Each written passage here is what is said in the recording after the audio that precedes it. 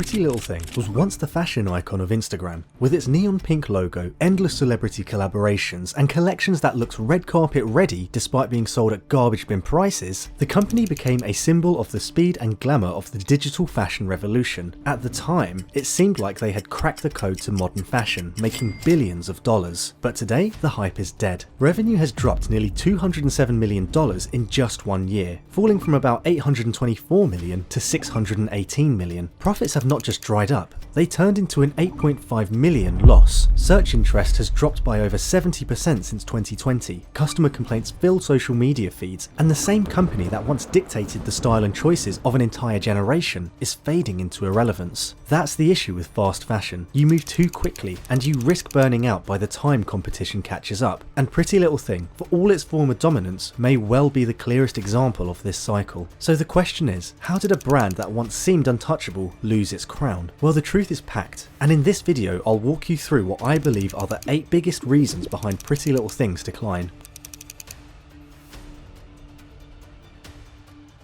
PrettyLittleThing's entire rise was built on the idea of selling not just clothes, but social proof. Their strategy was simple: make sure every influencer, reality star, and Instagram personality that their audience cared about was constantly wearing their brand. At the time, this was groundbreaking. Love Island contestants, YouTubers, reality TV faces, everywhere you looked, somewhere was posting a haul, tagging hashtag PrettyLittleThing, and giving their followers instant access to the looks that got them all the likes. It felt aspirational and attainable, and it brought the brand into a viral status over and over again. For years, PLT wasn't just on Instagram, they were the king of Instagram fashion. But marketing evolved. Things started to feel staged and repetitive. Sponsored posts flooded feeds until users became bored of every hashtag ad caption. This new generation of social media users no longer wanted curated perfection. They wanted authenticity, individuality, and sustainability. While Zara leaned into design, and Shane mastered TikTok's algorithm-driven micro-trends, PrettyLittleThing stuck to the same formula that had worked back in 2016. The problem was, by 2024, that formula had lost its magic. The next reason took me by surprise because it's such a great brand strategy, except it didn't work for PLT.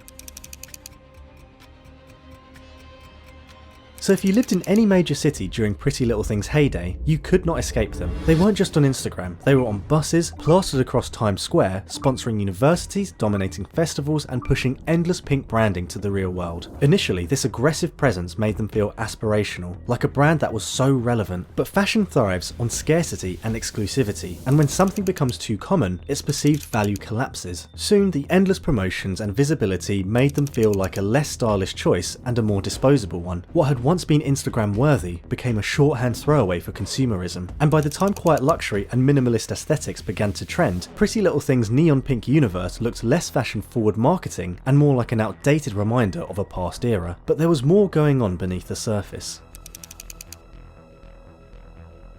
Now, anyone who typed PrettyLittleThing into TikTok or YouTube knows exactly what this point is about. Entire playlists of videos exist showing ripped seams, dresses that were see-through, zippers that broke after a single wear, and fabrics so flimsy they barely survived delivery. In the early days, customers excused this by pointing at the low price. After all, what could you expect from a £10 dress? But as competition grew, especially from Shane, which somehow managed to produce even cheaper clothing at a faster pace, the excuses began to run out. Their reputation for poor quality went from being an accepted downside to being a genuine liability. And in the world of viral unboxings and meme culture, a single bad review can spread far wider and faster than a paid campaign. The infamous "what I ordered versus what I got" meme became inseparable from PrettyLittleThing's brand identity, and once a fashion brand becomes a punchline, it's almost impossible to regain credibility. Next up is the 2010s belonged to fast fashion. Consumers wanted new outfits every weekend, and brands like PLT thrived by making that possible. But the cultural conversation shifted dramatically in the 2020s. Suddenly, people were talking about the climate crisis, carbon footprints, worker exploitation, and environmental devastation caused by disposable clothing. PrettyLittleThing represented the very worst of those practices. Their ultra-fast production cycles, garbage bin pricing, and lack of transparency painted them as the poster child of everything wrong with the industry. And then came the Black Friday sale of 2020, where dresses were being sold for as little as 25 pence. What was intended as massive viral marketing became a PR nightmare. The backlash was immediate and severe, with critics asking how such prices were possible without worker exploitation, and how much unnecessary waste the promotion would generate. Instead of being celebrated for its bargains, PLT became a global symbol of reckless overproduction and environmental harm, and the PR disasters didn't help as they got even more backlash.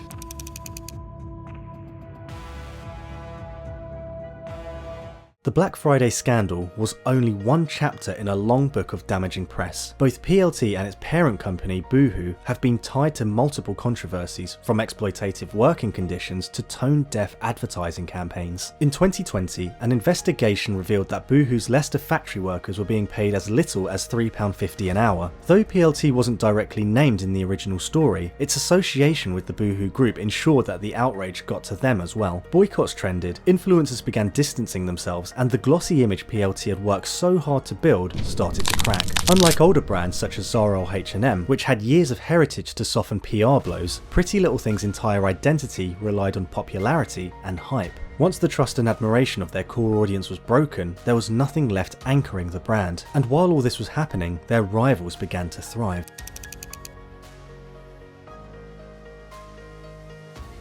Even if they had avoided scandal, PrettyLittleThing still faced a competitor that rewrote the entire playbook, Shein. Shein didn't just outperform them, it destroyed them, with faster production cycles, lower prices, and an algorithm-driven system that allowed them to test thousands of micro-trends daily and only mass-produce the winners. Shein became the fast fashion titan of the 2020s. At the same time, Zara leaned further into aspirational branding, while resale apps like Depop and Vinted captured younger audiences by aligning fashion with sustainability and individuality. This left PrettyLittleThing stranded. They were too expensive to compete with Shein, too cheap and flimsy to compete with Zara, and too environmentally careless to compete with resale platforms. And that brings me to the reason you didn't expect.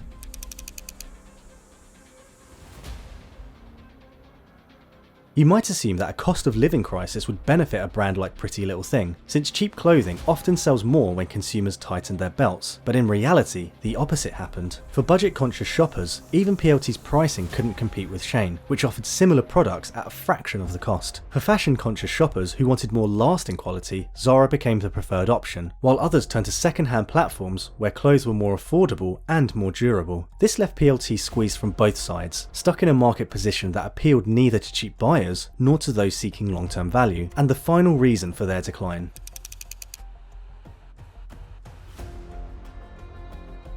And perhaps the most damaging issue of all is that PrettyLittleThing lost its sense of identity. When they first appeared, they were bold, unapologetic, and flashy. But as trends shifted towards minimalism, quiet luxury, and eco-conscious consumption, PLT continued doubling down on neon branding, celebrity collabs, and gimmicky promotions. What had once seemed daring and current became outdated and tone-deaf. The same tactics that once made them a global rave had now made them average. In fashion, reinvention is survival, and PLT has failed to reinvent. So to sum it up, PrettyLittleThing's downfall can be traced to an overdependence on influencers, oversaturation that eroded their sense of exclusivity, persistent quality complaints that turned into viral memes, a disastrous sustainability reputation, damaging PR scandals and boycotts, fierce competition from Shein, economic pressures that squeeze them out of the middle, and finally a complete loss of identity as the cultural landscape shifted around them. Together, these forces created the perfect storm that dragged down PrettyLittleThing, transforming them from Instagram's golden child into a fading reminder of an earlier fast fashion era. The question that remains, of course, is whether they can recover. They still have brand recognition, they still maintain celebrity partnerships, and as part of the Boohoo empire, they have significant financial resources. But will that be enough? Or will they slowly disappear into obscurity to be remembered only as one of the defining brands of Instagram's first golden age? But what do you think? Do you believe PrettyLittleThing still has a chance to reinvent itself and stage a comeback? Or has its time in the spotlight already passed for good? Let me know your thoughts in the comments below. And if you've ordered from PLT, share your experience. Did the clothes live up to the promise, or did they end up back on your wardrobe after just one wear? Thanks for watching, and I'll see you in the next one.